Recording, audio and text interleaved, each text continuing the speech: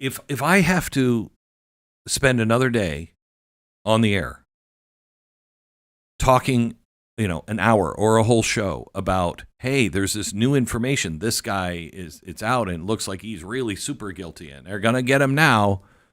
I can't do that. I just can't do this job anymore. I am just not interested in that job. You know what I mean? You're saying like some of the people, involved in the Russia situation. Yeah. Any of it. Because this is new for me. I no longer believe. I don't believe that justice is going to happen. I no longer believe that those people are going to go to jail. Now, the minute they start putting people in jail, I am right back to where I was. Okay, you're serious about it. Why should I be serious about these things if they're not?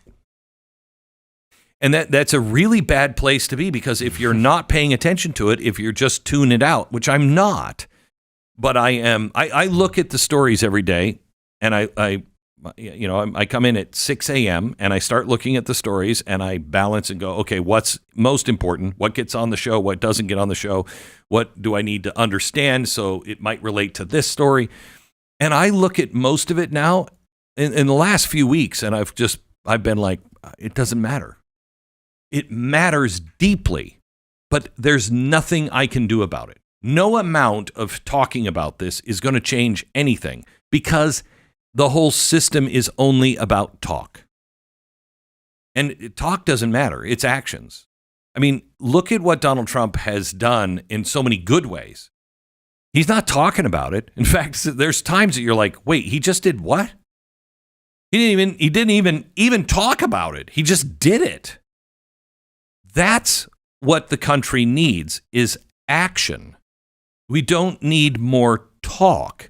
We just need to know what the facts are, what the Constitution says, put those two together and let it roll. That's what you need. And nobody's thinking that way, it seems. There's no common sense. It's just all politics. It's just all graft and buyouts and payoffs and, friends of friends. And I've never been here. Have you ever even heard me ever talk about it like this, Stu? No. I've never been here. And it's weird, and I don't like it. And my job is becoming, it's amazing how the Lord works if you listen. He told me, a year ago or so, things are changing. Something's not right. And that's the feeling I had in my gut. And I started looking, and that's why I'm doing the torch beginning next year. But now I'm finally caught. Thank God I listened to him, because I've been working a year on something, but now it's all hitting me on like, oh, this is why I need to change. This is why this new thing that I'm doing in January is so important, because I no longer believe, and I'm a pretty good judge of people. I don't have the gut the president has, but I have a pretty good gut on the average American. And I think the average American, still like me, cares deeply. We care about all of this stuff deeply, but I can't continue to beat it. I will continue to follow it, but I can't continue to beat it to death until something moves. I will follow it. I will keep informed on it, but I'm not going to tie any hopes or dreams on it. What happens, happens. I'll do my part. I'll speak out. I'll stand up. Have you called your senator and said, pass the nominees? Have you? You need to. What is it, 132 nominees? They're just stopped. They're stopped. Just stopped. These senators should not be allowed to go home until they do their job. Are they going to? I don't know. If we don't pay attention, if we don't do that one thing and pick up the phone and say, Senator, do your job. Senate Republicans, I'm talking to you. I know what the Democrats are doing. I'm talking to you as a Republican. Do your job. You don't try to convince me you support the president, you support the agenda of the American people. The American people hired him to do a job. He said, I need these people. They're all qualified. And you won't even listen to the case. You want to reject them, but you won't even do that. You won't listen to their case. How are you possibly doing the work of the American people? You're all talk, and I'm tired of all talk. That's where I think that's where the American people are. That's where I am, and if I'm out of step, I'm out of step, and that won't be good for me, but I can't pretend.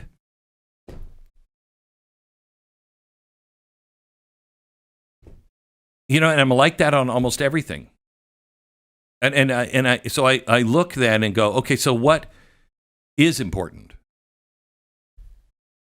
Well, what is important is the future that is coming, whether we like it or not. It has nothing to do with politics.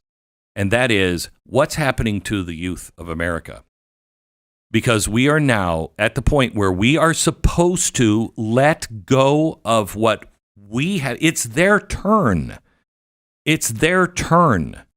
If you're in 65, you should not be, forcing your way in the Senate. 70, certainly 80. What are you doing? Let the youth come in. Let them start making decisions. Let them shape the next generation. Let them clean up the mess that you have made. Because they're the ones, they're not going to get Social Security. They're not going to get it. And you're still insisting that, well, we can't cut off people in their 40s. Yes, we can, because we have to. We have to. And that doesn't mean just cut them loose. It means rethinking the way things are done. But you're so calcified in your thinking that it's got to be Social Security. It's got to be done this way. Well, that's a sham, and we all know it. We've known it for a long time. And it's going to bankrupt our children and our grandchildren. So can we get some new blood in that thinks differently? Go, you know what? This is a stupid system. This is stupid. Why aren't we doing it this way? Can we get somebody in who even understands what AI is? Well, that's a computer thing that, we have that'll answer, press 1 if you want to talk to your senator. Oh, my. Why? Those people need to let go. It is the younger generation's turn. And it is our turn to beg that generation to wait. Please learn stuff that they never taught you in school. They lied to you. And it's not going to be hard. They know it. They all know it. Why do you think they're killing themselves? Because nothing has meaning. They don't think there's any hope. Why? Because of the way I'm feeling. Nothing changes. It's all talk. Nothing. I can't make a difference in this. And then they're on top of it told, you'll never amount to anything. The system is hell-bent against you. There's no way you're going to get a job, but you better pay that. You better pay that college bill. And you know what? For the first time in my life, my answer is yes, you do have to pay that bill. But boy, I understand how you feel.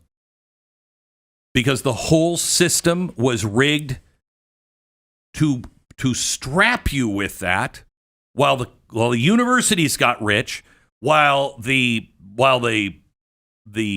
government players, they all got rich. They all got what they needed to protect them in their political world from the universities, doing all the kinds of research that they needed to keep us in war, keep building more war. They used those same universities to do behavioral science. Do you not think that the smartest behavioral scientists that are all now working for our government, mainly for the left, do you really think that they didn't know that this would disenfranchise a whole generation? That none of them stopped and said, you know what, that's really going to piss off the younger generation. No, they knew that. And then they were either told or suggested, we'll make that work for us. I'm sorry. I may be just too cynical, but I don't think I am. I've always been an optimist. But this doesn't work. This doesn't work. And the only way back is through the truth.